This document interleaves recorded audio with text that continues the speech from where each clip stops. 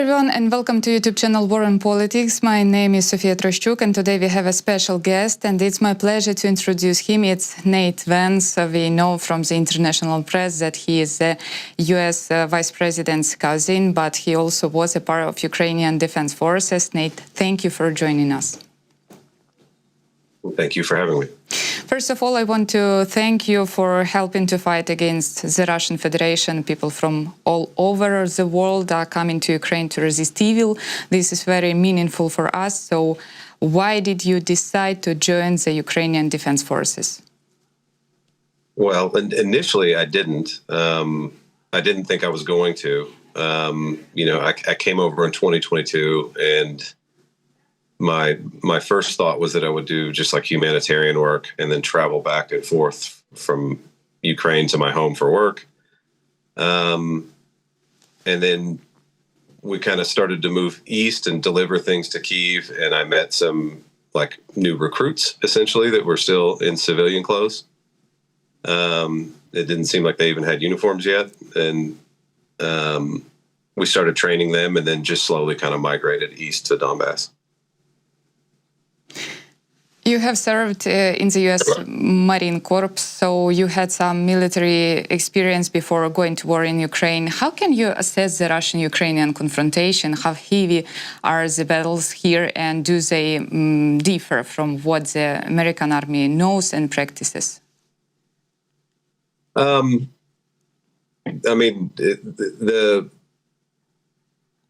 don't think the U.S. military has encountered somebody with this much artillery in quite a while. The major difference between the U.S. military and the Ukrainian military is the largest air force on the planet. That would make a major difference. So that's one thing that I think kind of affects the way the U.S. military does things, is knowing that you have access to that incredibly large air force makes things significantly easier. So that's the major difference. You served in the Honor group, which later became the Vinci Wolves battalion. Please share stories about interaction with Ukrainian military volunteers. Who are they, and how did they react to the fact that you came from the United States to fight against Russia? I think the most common reaction is always just like, wow, right? That's the most common thing to be said. But every individual I met was very accommodating and friendly, and always tried to make me feel welcome. I think initially too, because I'm a little bit older, they were kind of looking at me like, what's this old man doing here? But that just kind of went away, and after a while, you just become part of the group, and everybody treats you like you're, a regular member of the group. So, they're good guys, and they're like, and me, because I'm older, I tend to kind of look at them like kids, right? Like that's what it seems like to me. So I know they're not, they're grown men, and they're out there doing an extremely dangerous job, and handling themselves well. So, but I still can't help it. When they're half my age, I kind of tend to look at them like kids, What myths about Ukraine did you encounter before your trip to Ukraine, and what was the real situation? Because there are a lot of myths in the US about Ukraine. It's a pity, but myths. Myths? You mean Russian propaganda? Yes, something like that. Yeah. No, I was a teenager when the Cold War ended, so there was a little bit of American propaganda, because this, at one point was part of the Soviet Union, and so I had my own kind of preconceived notions of what Ukraine was like. I was wrong. I expected everything to be like gray and bland and no colors, right? That's kind of what American movies made the Soviet Union look like. Was just that it was like devoid of joy or anything attractive. So when I got to Ukraine, I was really kind of surprised with how pretty it was. But then the other one, it's funny, like the biolab thing. that Tucker Carlson always talks about. But I mean, nothing really. I try not to buy into that stuff, and just if I'm going to go somewhere, I don't pay attention to that stuff, and I try to figure it out for myself anyway. So I want to speak a little bit about some political aspects. Donald Trump and your cousin, Vice President J.D. Vance, believes they can pacify Putin with dialogues and concessions from Ukraine. And what is your opinion here? Is it really possible to conclude such a peace agreement with Russia? Obviously, I don't think so. I just don't think the Russians will honor it. I mean, when you look at Putin and kind of how he got his political start as president, he did that by putting bombs in apartment buildings and killing his own people so he could start a war with Chechnya. And then that's kind of what, gave him the popularity to become president of Russia. That's the guy you're dealing with. So if he'll kill his own people, I don't think he'll have any problems, lying to. And he's pretty much explicitly said he's not going to agree to a ceasefire or a peace deal. Which is what I've been saying, is that they're going to keep going. They're not finished. And even if they do sign a ceasefire, I think it's possible, but I think they would only do that under the guise of regrouping and rearming themselves. So even if a peace agreement is signed, there is still work to do on the part of, Ukraine still has some work to do in terms of,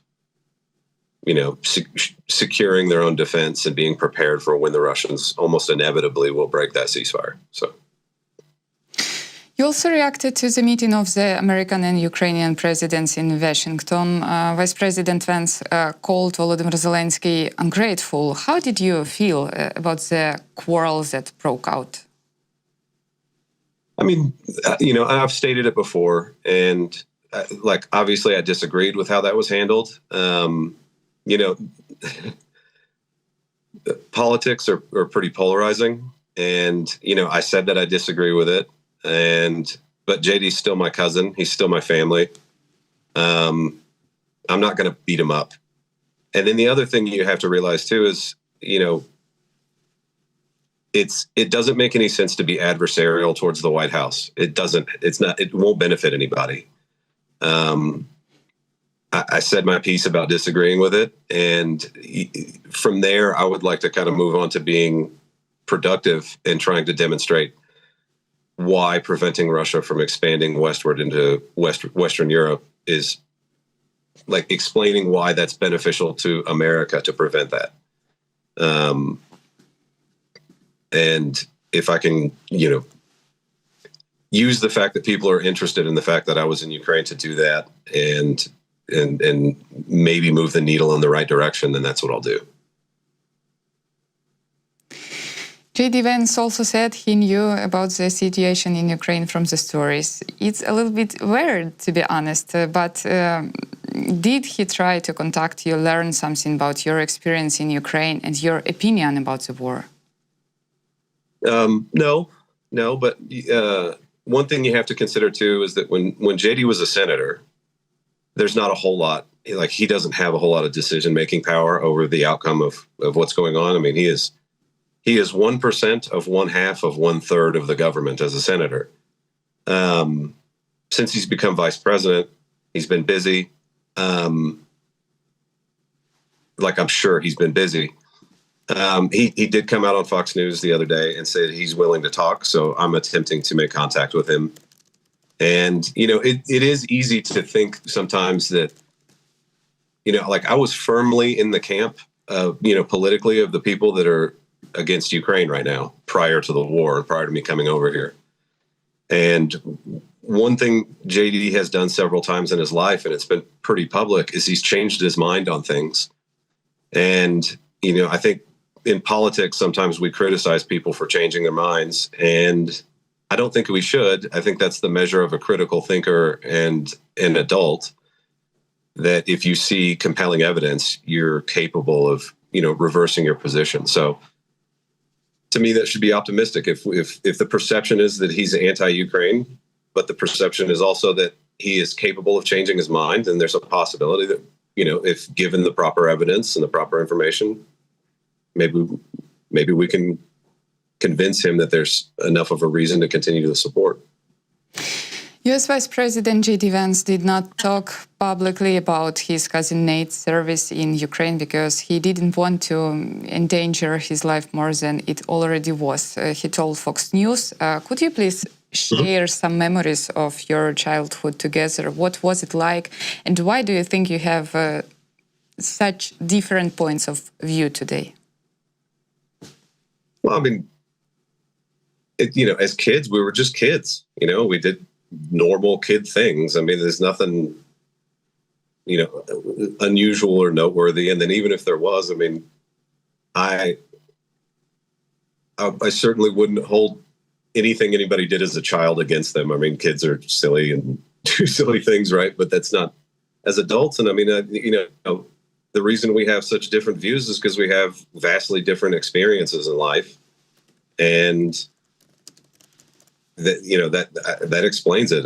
I like I said, I probably would have thought a lot like the way JD's thinking had I not come to Ukraine. My experiences there are what changed my point of view. So I, especially in like a 20-minute interview, I cannot possibly articulate all of my 3 years worth of experience in Ukraine in 20 minutes. So it would take significantly longer to kind of illustrate that to him. But I hope he knows that,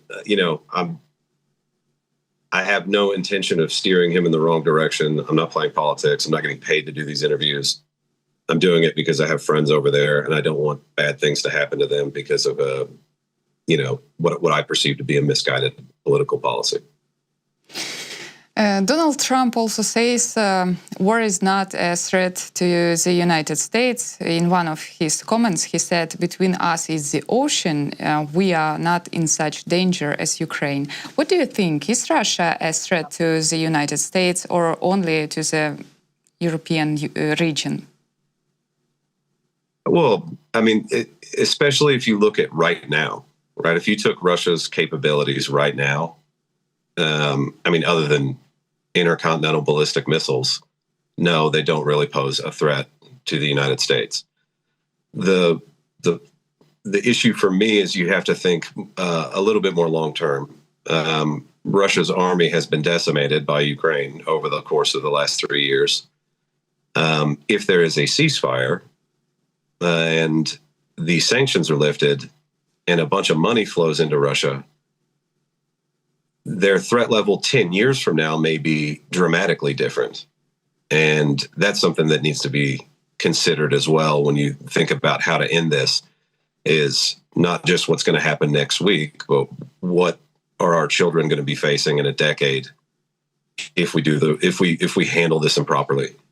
And my concern is that if we don't handle it properly, Russia's imperial ambitions are not going to go away. And if we give them a lot of money and a lot of time, and now they've learned a bunch of lessons, they could be pretty dangerous in a few years. So, your cousin is very tough on Ukraine. It's not always about helping. What would you like to tell him now about the threats that the world faces because of Russia? Well, I mean, you have to consider with Russia's behavior recently that they are very aggressive, that they do have imperial ambitions, and that if we give them the ability to make themselves more powerful, they obviously will. And when you look at these conflicts, and I know that sometimes like people criticize the amount of money America is spending, and I do too, because we're allocating significantly more money than is arriving in the form of aid. So there definitely is room for streamlining and making more efficient the process of the aid delivery. And if the American taxpayer can get away with providing the same amount of aid for significantly less money, then that should happen. But when you look at these conflicts, obviously the best course of action is to get them to stop. So there's no more loss of life. That's the best case scenario. If you cannot stop it because one party refuses to stop, then the second best option is to keep it regional and not allow it to spread. If it does spread, there can be just a lot of unintended consequences. I mean, there's any number of potential outcomes if this thing starts to spread, and then it may find its way to our borders. It's unlikely, but it could. And even if all it does is affect Europe, that still affects, trade and the way of life that Americans live. And that's kind of what needs to be protected. I mean, if we lose, or, Western Europe gets decimated by conflict, that makes trade with all of those countries almost impossible. So I think the Vice President and the US President had some conflict with Volodymyr Zelenskyy, and how to make relations better for two sides, for Ukrainians and also for Americans. Well, look, if America has two political parties, right? You have the Democrats and the Republicans, and they kind of think differently. And I don't think that either thought process is either like one's better than the other. But this is my opinion. It's not necessarily fact, and I'm certainly not like a political scientist. But if you look at the Democrats, they seem to respond more towards like, human interest kind of motivations, emotional type arguments. And then the Republicans are a little bit more transactional, right? So it's more of like they look at things in terms of like a cost-benefit analysis. And I think the way Ukraine should move forward with this administration is there are plenty of reasons why it would be beneficial for the United States if Russia does not suddenly have, if Russia's not on the Polish border and is not allowed to kind of progress westward. And if Ukraine can make that case as to why it's beneficial for the United States, that's more of what this current administration, I think, would respond to. That doesn't mean that the human interest stories are irrelevant. It's just that you kind of have to know the party that you're dealing with.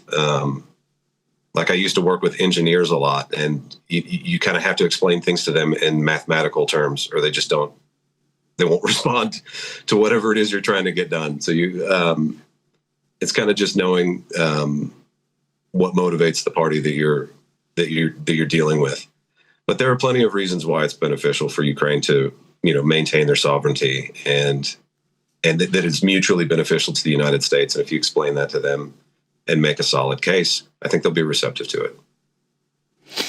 You have retired from service in the Ukrainian Defense Forces, but still continue to monitor the situation in Ukraine. What are your plans next, if you can share with us a little bit? So, look, when I don't want to stop continuing to help because, like I said, this is not, to me, it has less to do with like Zelenskyy and Trump and my cousin, and more to do with, I have friends over there that have kids, and I want them to be able to raise their kids. So something that I've been always kind of interested in improving is the systemization of the training standards in Ukraine for the infantry, right? That's who I was with. So that's what I'm familiar with is infantry type things. And no matter how good of the training you have, it's not good enough. So I would just like to kind of, in whatever small way I can, continue to try to help improve. So when guys do get sent to the front, they're as prepared as they can possibly be. And even if there's a ceasefire drawn up, I think you almost have to plan for that ceasefire to fail. You almost have to plan for the fact that Russia's going to violate that ceasefire. So even if there's a ceasefire, you still need to continue to train guys and train them to a high level. So if or when the Russians do violate it, the guys who have to react to that are as prepared as they can possibly be. And it's very meaningful for us. So thank you for this conversation and thank you for your help for our country. I hope this will be useful for our viewers and will increase understanding of why support of Ukraine is very important for today. Thank you very much.